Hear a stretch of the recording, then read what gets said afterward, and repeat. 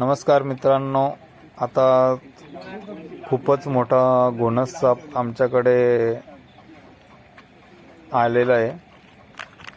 तर त्याला पकडण्यासाठी सर्पमित्र आलेले आहेत. दोन्ही पण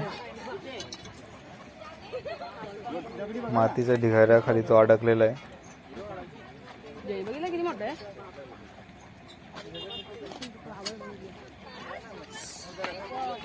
काढायला सुरुवात झालेली ढगाऱ्यातून बाहेर चिमट्याने पकडलेलं आहे. हे लांब पाला खूपच मोठा असा घोणस साप आहे हा.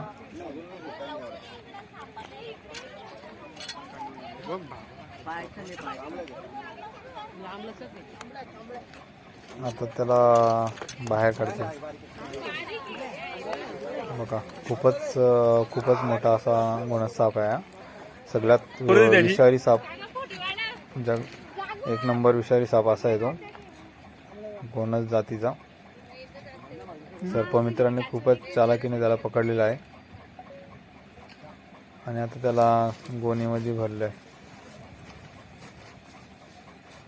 तुम्हाला आमची व्हिडिओ आवडली असेल तर लाईक करा, सबस्क्राईब करा. थँक्यू, धन्यवाद.